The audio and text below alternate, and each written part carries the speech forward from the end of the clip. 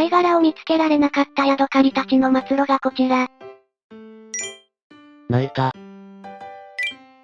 どうすんのこれ。たくましいやん。むしろ軽くて良さそう。エルボに入ってるやつめっちゃ強そう。丈夫そうでいいね。考えたらヤドカリが住む貝って誰が作ってんだ？良さそうな貝殻見つけたらすぐ引っ越すけどな。デザイン的には好き。現代アートみたい。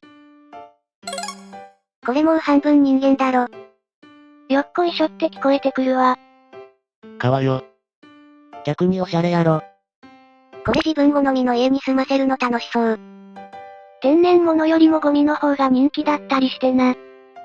大学とかで検証してほしいな。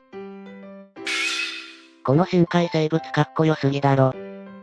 タルマワシっていう甲殻類。サルパカッコ、透明なホヤ類やクラゲの体をくり抜いて餌にしつつ栄としても使うらしい。かっこいい。なんかのゲームに出てきそう。色合いだけならモンハンのゼノジーバそっくり。家の素材によってドロップアイテムが違うとか楽しいな。深海にはうぞうむぞうの悪魔がいる。ロマンしかねえな。膜張ってる間物理効かないやつ。ザリガニのクラゲバージョン。ザリガニじゃねえわヤドカリ。どっちかっつうとピンの紙のクラゲバージョンじゃね？ピンの調べたけど可愛すぎだろ。初めて見た。川よ。この紙ハサミついてないやん。家なくなった時のラスボス感すごい。ええやん。かっこいい。光るザリガニ。なんかかっけー。スタンドにこんなのいそう。タルパも好き。ゲーミング生物。海の生物たちはダントツで頭おかしい造形してるよな。小さいやつだけで毎年どんだけ新種の生物発見されてんだろ。タラバガニはカニじゃないという衝撃の事実。やばない。じゃあなんだ？幼稚園で習うだろ。カニ料理屋で出てきたらブチギレるようにしてる。タラバガニはヤドカリだよ。カニじゃねえか。カニの足は8本でタラバガニの足は6本だけど実は小さい足2本が隠れてるとか何がなんだかもうわからん。味もカニというよりカニカマだしな。細かいこと言わなきゃカニだな。うまけりゃいいんだよ。ヤドカリカニよりクモに近い仲間。頭悪いのかわいそう。車エビってなんか変な位置にいるんだな。数十年タラバ食ってないからズワイよりうまいのか忘れた。確かにこれはアホがアホ。花咲ガニとかアブラガニもタラバの仲間だしな。どれもうまい。カニじゃね？どう見たってカニだが。タラバなんて量が多いだけでタラバにしたらばと変わらんだろ。毛ガニの方がはるかにうまい。隠れガニ、貝をくすぐって呼ばい交尾相手と出会うため最長4時間の奮闘。貝でさえ。しつこい愛撫。貝の同じ場所を痺れるほどくすぐり続けることにより、貝に感づかれずに中に入り込める。いいこと聞いた。君のえのきだけなら絶対気づかれないから。メスがいそうな貝をこちょこちょするのか。なかなかすごいな。まとめるとメスの匂いのする貝をくすぐるってことだな。前儀は大事。まで読んだ。やらしいな。愛撫は根気よく。隠れガニ師匠。ずっと刺激することで同じ刺激になる貝への侵入脱出行動に対して感覚を麻痺させてるんだな。豆尾くんなんだな。深海生物オオグソクムシ、一度の食事が6年分のエネルギーに、長崎大などが代謝量を調査。コオロギ食ってる場合じゃねえな。こいつの遺伝子解析で、未来は安泰だー。オウム。一度の食事の量がすごいな。こないだコンクリで沖に沈められたクジラのヨドちゃんも芸骨生物群衆の糧になったんやな。ワニみたい。オオグソクムシや大オオグソクムシのお目目がかっこいい。どうやって子孫残すんやろかで愛はお食事場でディナーの後に交尾するんか産卵は、子育ては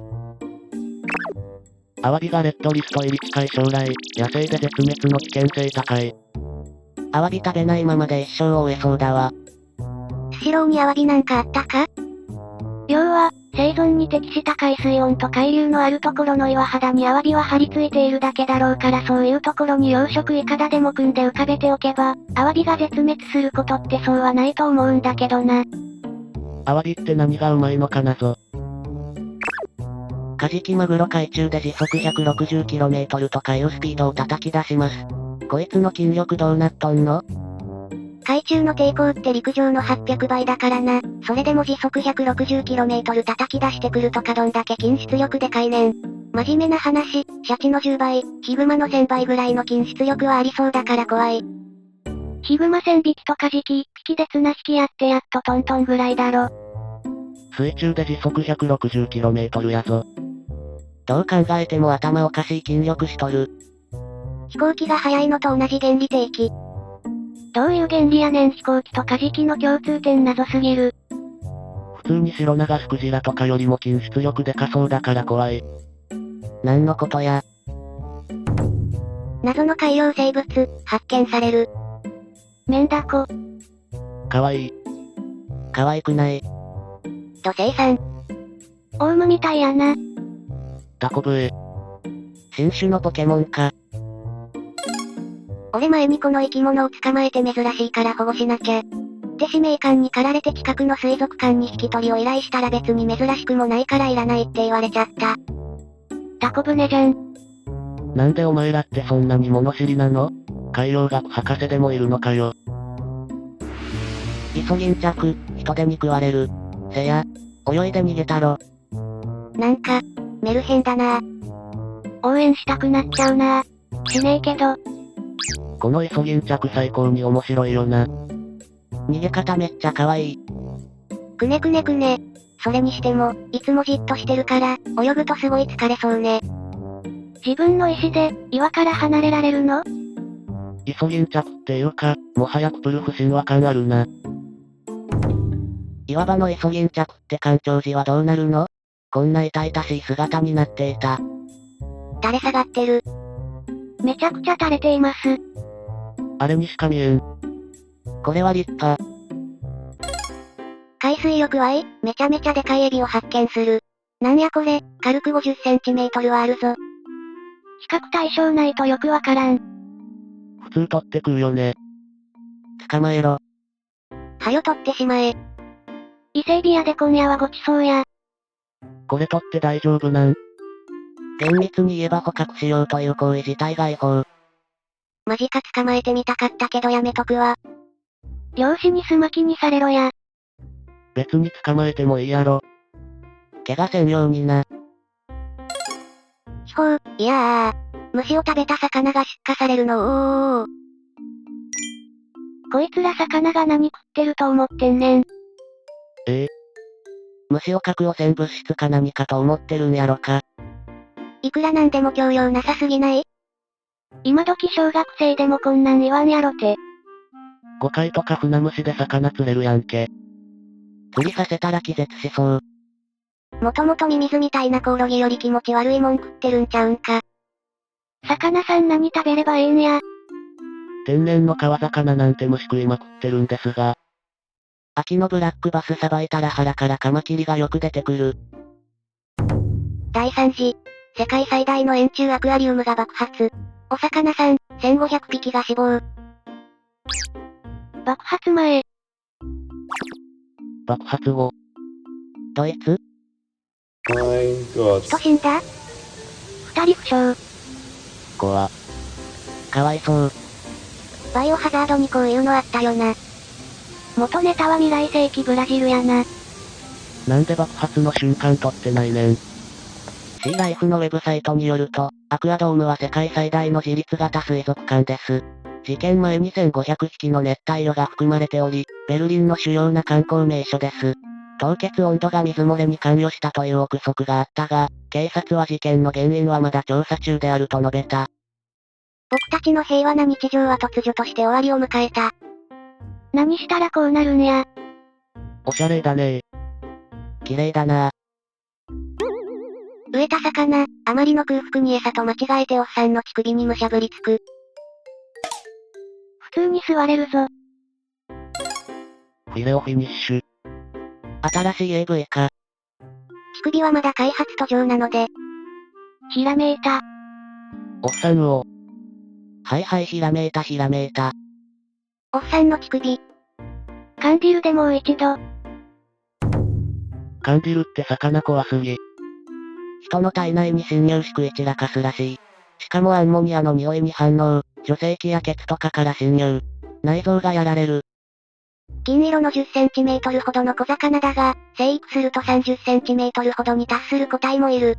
カンディルには、自身よりも大きな魚のエラなどから細い体を潜り込ませて体の内側を捕食するものや、直接他の生きた魚や潮の大量を食い破り肉を食すものが存在する。えぐいな。体長10から20センチメートル。返しがついてて侵入されたら抜けない。アマゾン川のやつか。種類によっては穴とか関係なく食い破るのもいるから注意な。ピラニアより危険らしい。川に小便してたらそれを遡って尿道から侵入とかもする。マジやばい。さすがに日本にはいないよな。どっかのバカが日本に持ち込まなければな。ウツボの骨格？どれどれ？竜かな？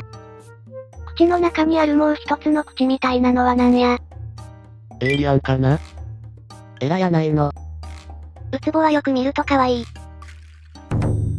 スーパーに変な魚置いてて笑った。なんやこれ。ウツボ。もう売っちゃえ。ウツボだな。うわ、ウツボ？もう売っちゃえで草。まずそう。スーパーサイドもノリノリで草。東北ではマンボウとか見かけたな。砂に埋もれたチンアナゴの下半身、すごいことになっていた。なんか勝手にまっすぐ伸びてると思ってた。思ってたより長いんだね。待ってこんなに長いの？もはや海蛇やん。初めて見たわ。チンアナゴの下半身って、すごいパワーワードですね。キモいよ。思ったより長くてうねうねしてた。美ら海水族館のチンアナゴは泳いでますよ。真面目にこれが見たかった、知りたかった。めっちゃ髪の毛っぽい下半身。リグダたちが戦慄しそうなニュース。人間もチンアナゴも見えてたのはほんの一部ってわけ。チンアナゴ同士の喧嘩と、運悪く近くにいてしまったニシキアナゴ。めっちゃオラついてる。あれ？錦アナゴくん最後まででなかったやんと思ってたら、そこにいましたか。お分かりいただけただろうか。どこ？いる。出るに出られない錦アナゴさん。ご近所の喧嘩を仲裁するお隣のチンアナゴ。チンアナゴの喧嘩って人間の喧嘩みたいで好き。チンアナゴが怒ってる時ってちゃんと目がつり上がるんだな。チンアナゴ界も大変だな。和歌山にいたらグラブのチンアナゴをどうぞ。川よ。運気上がりそう。恋愛運のおみくじとか売ってそうやな。隠れ熊の実を身元呼ぶ風習。そろそろやめね。なんで？じゃあマーリン。ハコフグをさかなクンと呼ぶ風潮。ニモだ隠れ熊の実は条件揃えばオスからメスに性転換するのは、あまり知られていない件。もしかしたら息子を探しに行ったのはお母さん元お父さんの可能性。ググったらニモ、実は隠れ熊の実じゃないらしいな。ニモはクラウンアネモネフィッシュ。